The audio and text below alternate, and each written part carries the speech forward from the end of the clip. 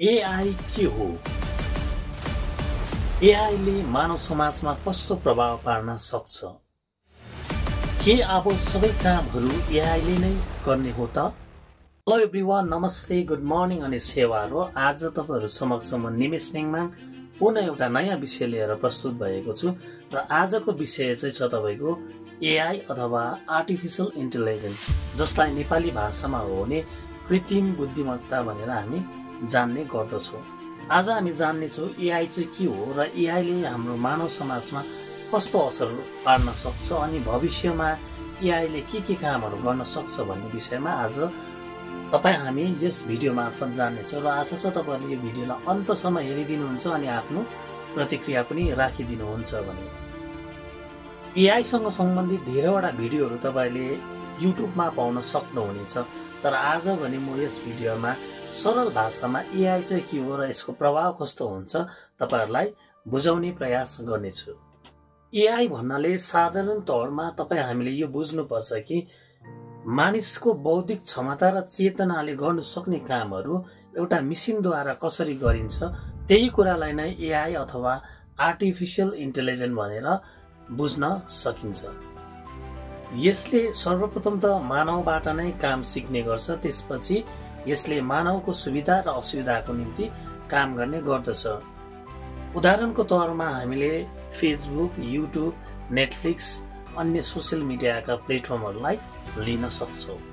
जसरी तपाईले फेसबुकमा आफ्नो रुचि अनुसार जुन प्रकारको विषयहरू हेर्नुहुन्छ, भोलिको दिन फेसबुकले तपाईको त्यो डाटालाई लिएर डाटा संग्रह गरेर तपाईलाई के मन पर्छ, तपाईको केमा रुचि छ ती विषयहरू नै तपाईलाई प्रस्तुत गर्ने गर्दछ। त्यसरी नै नेटफ्लिक्समा तपाईले कुन प्रकारको मुभी रुचाउनुहुन्छ, कुन प्रकारको अभिरुचि लिएर तपाईले कुन प्रकारको मुभी हेर्नुहुन्छ, त्यसलाई उनीहरूले खोज गरेर त्यसलाई संग्रह गरेर भोलिको दिनदेखि तपाईलाई तपाईको रुचिको आधारमा नै विषयहरू प्रस्तुत गर्ने गर्दछ। यी सबै कामहरू भने तपाईको एआई को माध्यमद्वारा भइरहेको हुन्छ। आर्टिफिशियल इन्टेलिजेन्स अथवा कृत्रिम बुद्धिमत्तालाई बुझ्न हो भने सर्वप्रथम यसको इतिहासलाई तपाईले हामीले हेर्न अति अनिवार्य हुन्छ। सन् 1950 मा एलन ट्युरिङ नामक एक विद्वानले ट्युरिङ टेस्ट भनेर एउटा प्रस्ताव जारी गर्यो। त्यो प्रस्ताव प्रस्तावित गर्नु पछिको कारण एउटै मात्र थियो कि मेसिनले पनि मानिसले जस्तै बौद्धिक चेतनाको आधारमा काम गर्न सक्छ या सक्दैन भन्ने थियो। सन् 1956 मा यसैलाई एआई अथवा आर्टिफिशियल इन्टेलिजेन्स भनेर नाम दिइयो। सर्वप्रथम हामी एआई को साधारण प्रकारहरूलाई यहाँ बुझ्न अति नै जरुरी छ। एआई को प्रकारहरूमा सर्वप्रथम त आउँछ संकीर्ण एआई अथवा वीक एआई। यो एआईलाई यस्तो प्रकारले डिजाइन गरिएको हुन्छ कि यसले केवल एउटै मात्र विषयमा काम गर्ने क्षमता राख्दछ। जस्तै शतरन्ज खेल्न अथवा मोबाइलमा तपाई कुनै पनि गेम खेल्नुहुन्छ, तपाईको विपरीत कसै पनि त्यहाँ उपस्थित हुँदैन, तर तपाईसँग मान्छे भएको जस्तो प्रकारले खेलिरहेको हुन्छ। यी सबै गेमहरूको सृजना पनि एआई को माध्यमद्वारा, एआई कै सहयोगद्वारा नै निर्माण गरिएको हो। दोस्रो नम्बरमा आउँछ सामान्य एआई, जसलाई हामी अंग्रेजीमा भने स्ट्रङ एआई पनि भनेर चिन्ने गर्दछौँ। यो पनि एउटा काल्पनिक प्रणाली हो जहाँ यसको अस्तित्व हुँदैन, तर त्यहाँ यो भएको जस्तै भएर काम गरिरहेको हुन्छ। तेस्रो नम्बरमा आउँदछ मानवीय एआई अथवा आर्टिफिशियल सुपर इन्टेलिजेन्स। यदि भविष्यमा यो एआई को विकास भयो भने विद्वानहरूको भनाइ छ कि यसले चाहिँ मान्छेको बुद्धिले भन्दा पनि ज्यादा काम गर्ने क्षमता राख्छ अनि मान्छेको चेतना र बुद्धिले जति सोच्ने क्षमता राख्छ त्यो भन्दा बढी यसले काम गर्ने क्षमता राख्छ भनेर उनीहरूको अड्कल छ। अब भने हामी एआई को मुख्य विशेषताहरूमाथि केही चर्चा गर्नेछौँ। एआई को मुख्य विशेषतामा सबैभन्दा पहिला आउँछ सिमुलेसन ह्युमन इन्टेलिजेन्स अथवा एआई प्रणालीमा यसले मान्छेको सोच्ने क्षमताको नक्कल गर्छ। जस्तै फोटोमा भएको अनजान व्यक्तिको अनुहारहरू चिन्न, आवाजहरू चिन्न आदि। साथै यसले भविष्यवाणी पनि गर्छ। हालैमा तपाईले सोशल मिडिया, फेसबुक, इन्स्टाग्रामतिर धेरै त्यस्ता फोटोहरू देख्नुहुन्छ जस्तै उदाहरणको निम्ति आजको जुन मेरो यो तस्बिर छ, जुन मेरो यो फोटो छ, यसलाई मैले आजभन्दा पनि धेरै वर्षपछि अथवा 50-60 वर्षपछि मैले आफूलाई कस्तो देख्छु भन्ने कुराहरूको तपाईँले संरचनाहरू फेसबुकतिर इन्स्टाग्रामतिर देखिरहनु भएको छ। यो सबै नै एआईले नै गरेको हो। अर्को विषय हो एआईले चाहिँ डाटाहरूबाट सिक्ने क्षमता राख्छ। उदाहरणको निम्ति मैले अघि नै भनिहालेँ तपाईँहरूलाई, फेसबुकमा तपाईँले कुन रुचि अभिरुचिका कुराहरू हेर्नुहुन्छ ती डाटाहरूलाई संग्रह गरेर भोलिको दिन एआईको माध्यमद्वारा तपाईँलाई फेसबुकले तपाईँको रुचि अनुसार नै विषयहरू पस्किने गर्दछ। यसरी मैले भनिहालेँ कि एआईले चाहिँ तपाईँ हाम्रो डाटालाई एकुमुलेट गरेर त्यसलाई संग्रह गरेर तपाईँको रुचि अभिरुचि पस्किने क्षमता राख्दछ। यहाँ उदाहरणको तौरमा अटोमेटिक कार अथवा स्वचालित कारलाई लिन सकिन्छ। स्वचालित कारले सर्वप्रथम त पहिला बाटोको अनुभव लिनेछ, त्यसपछि यसले आफै नै गाडीलाई कुदाएर त्यो मार्गमा हिँडाउनेछ। अर्थात् एआईले सर्वप्रथम त त्यो बाटोबाट अनुभव लिनेछ अनि बाटोको अनुभव लिइसकेपछि पछिबाट ती स्वचालित कारहरू आफै नै त्यो बाटोमा कुद्ने अथवा दगुर्ने गर्दछ। अर्को मुख्य विषय चाहिँ के हो भने एआईले चाहिँ अनुकूल समस्या समाधानको विषयहरू पनि प्रस्तुत गर्दछ। जस्तै मान्न सकिन्छ पुरानो दौडमा डाटा एन्ट्री गर्नको लागि 10 जना मानिसहरूको आवश्यकता थियो भने आज डाटा एन्ट्री एआईको माध्यमद्वारा स्वचालित मेसिनहरूले कम्प्युटरहरूले नै गर्ने गर्दछ। यसैकारण त्यहाँनिर मजदुरी दर अथवा लेबरहरूको संख्यामा पनि कमी भएको हामी पाउँछौँ। धेरै समय अघिदेखि नै एआई माथि काम भइरहेको थियो, तर वर्तमान दौडमा भने यसको प्रभाव एकदमै ज्यादा देखिन्छ। हालैमा भने तपाईँ हाम्रो जीवनसँग एकदमै परिचित 3वटा एआई एप्लिकेसनहरूको नाम म यहाँ लिन चाहन्छु। एउटा हो च्याट जीपीटी, एउटा हो जेमिनी, एउटा हो डिपसिक। यी तीनैवटा एआईहरूले तपाईँ हाम्रो जीवनमा ठुलो मद्दत पुर्याएको छ। जस्तै ल्याङ्ग्वेज प्रोसेसिङ सिस्टममा पनि यसले ठुलो हेल्प गरेको थियो। पुराना दिनहरूमा कुनै पनि भाषालाई तपाईँले बुझ्नको निम्ति भाषाको अनुवाद गर्नु पर्थ्यो भने आज भने च्याट जीपीटीमा तपाईँले कुनै पनि आफ्नो विषय राख्नुभयो अनि अन्य कुनै समुदायको मान्छेलाई तपाईँको विषय बुझाउनु छ भने अन्य समुदायको भाषामा परिवर्तन गर्ने क्षमता राख्दछ। उदाहरणको निम्ति यदि म नेपाली हो अनि मैले कुनै कुरा एकजना चाइनिज व्यक्तिलाई बुझाउनु छ भने मैले मेरो मनको कुराहरू च्याट जीपीटीलाई राखेँ भने त्यसले सोझै नै त्यो भाषालाई चाइनिज भाषामा अनुवाद गरेर पस्किने गर्दछ। सो एआईले यो क्षमता पनि राख्दछ। अर्को विषय भनेको तपाईँको कम्प्युटर भिजन्स हो, अथवा कसैको अनुहारहरू चिन्न, आवाजहरूको छनौट गर्न, साथसाथै तपाईँले बोलेको कुराहरूलाई अनुवाद मात्र नराखेर तपाईँको भावना र भावलाई यथावत राखेर अन्य भाषामा अनुवाद गर्दछ। रोबोटिक्समा पनि एआईको ठुलो प्रभाव देखिन्छ। जस्तै ठुला वेयर हाउसहरूमा रोबोटद्वारा काम गराइन्छ भने ती सबै फङ्सन एआईको माध्यमद्वारा नै हुने गर्दछ। वर्तमान समयमा त सर्जिकल एसिस्टेन्टहरू पनि एआईद्वारा नै स्वचालित भएको तपाईँ हामी पाउँछौँ। हालैमा भारतवर्षको प्रसिद्ध च्यानल आज तकले पनि एउटा न्युज एङ्कर चाहिँ एआईद्वारा चाहिँ निर्माण गरेर तपाईँ हामीलाई देखाएको थियो। एआईको कुरा गर्दै जाँदाखेरि तपाईँहरू समक्ष मलाई च्याट जीपीटीको केही कुराहरू यहाँ राख्न मन लाग्यो। वर्तमान एआईको च्याट जीपीटीको न्यू भर्जन केवल 200 जना मजदुरहरूले अथवा 200 जना इम्प्लोइजहरूले मात्र त्यसलाई निर्माण गरेको हो। यति कम संख्यामा निर्माण गरेको यो एआईले आज विश्वभरि नै एउटा प्रभाव छोडेको छ। त्यसरी नै अर्को एआई एप्लिकेसन्स डिपसिकलाई लिन सकिन्छ। यो चाहिँ चाइनामा निर्माण गरिएको एउटा एआई फिचर्स हो, जसमा चाहिँ केवल 30 जना त्यो पनि युवाहरूले निर्माण गरिएको यो एउटा एआई फिचर हो। यसमा पनि तपाईँले धेरैवटा कुराहरूको जानकारी सजिलैसँगले पाउन सक्नुहुनेछ।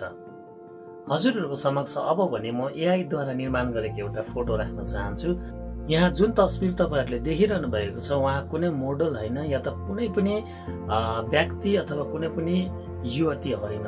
यो फोटो चाहिँ तपाईँको एआई च्याट जीपीटीद्वारा अथवा एआईको माध्यमद्वारा ग्राफिक गरेर निर्माण गरिएको हो। यो फोटोलाई हेर्नुभयो भने यी जुन युवती देखिरहनु भएको छ अति नै सुन्दरी छ। सायदै उसको कसैसँग अनुहार पनि मिल्दैन होला। अनि जुन उहाँले लुगाहरू पहिरनहरू लगाएको छ यो नेपाली पहिरन हो, एकदमै मिलेको चटक्कै परेको छ। अनि ब्याकग्राउन्डको जुन दृश्यहरू देख्नु हुँदैछ यी सबै नै एआईले निर्माण गरेको हो।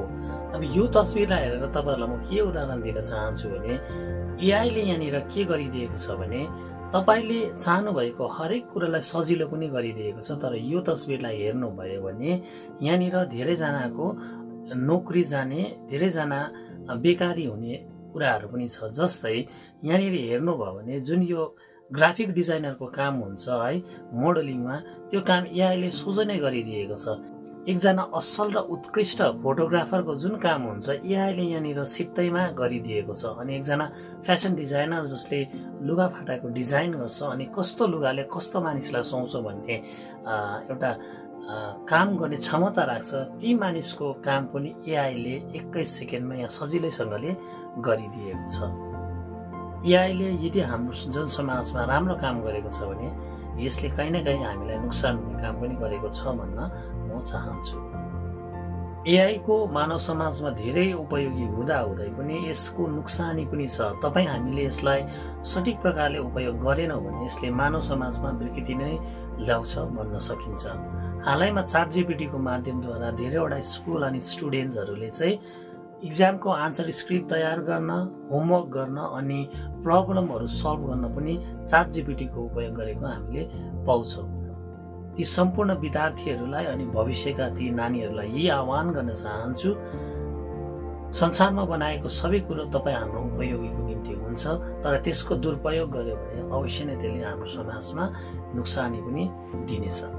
यसर्थ तपाईले आफ्नो मौलिकता, आफ्नो क्षमता, एकजना मानव हुनुको क्षमतालाई तपाईले कायम गरेर राख्न चाहनुहुन्छ भने यी सबै कुराहरूलाई तपाईले दुरुपयोग चाहिँ गर्नु हुँदैन। अब भने संक्षिप्तमा एआई को महत्त्व विषय हामी यहाँ जान्नेछौँ। सबैभन्दा पहिला श्रेणीमा आउँछ दक्षता अथवा एफिसिएन्सी। एफिसिएन्सी चाहिँ यसको कस्तो हुन्छ भने जुन दोहोरिने कामहरू हुन्छ यसले राम्रैसँगले सहजैसँग गर्न सक्छ। जस्तै डाटा एन्ट्री तपाईको यदि पुरानो समयमा एकजना मानिसले डेली जस्तै डाटाहरू एन्ट्री गरेर काम गर्नु पर्थ्यो भने एआईले आज एक दिनमा नै एक हप्तासम्मको काम सजिलैसँगले गरेर हामीलाई दिने गर्दछ।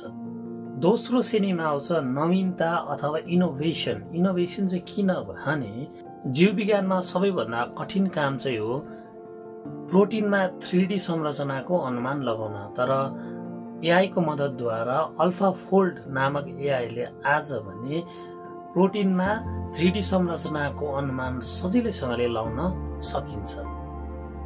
अल्फाफोल्ड चाहिँ एउटा एआई हो जसलाई चाहिँ गुगलको डिप माइन्डले निर्माण गरेको हो, जसले प्रोटिनमा 3D संरचनाको अनुमान लगाउने काम गर्दछ। प्रिय मित्रहरू, एआई को हाम्रो समाजमा राम्रो नराम्रो दुवै प्रकारको प्रभाव पर्न जान्छ। शिक्षामा किन सबैभन्दा ठुलो योगदान छ भने एआई को माध्यमद्वारा प्रत्येक व्यक्तिले आफ्नो शैक्षिक अनि सिक्ने क्षमता जति राख्छ त्यति शिक्षा प्रदान गर्नुमा एआईले ठुलो मद्दत पुर्याएको हुन्छ। अर्को विषय चाहिँ के हो भने एआईले चाहिँ सोशल मिडियाको प्रभावलाई पनि कन्ट्रोलमा राख्ने गर्दछ। जस्तै मैले तपाईलाई भनिहाले यसले हाम्रो डाटालाई संग्रह गरेर हामीलाई निगरानी राख्ने काम गर्दछ।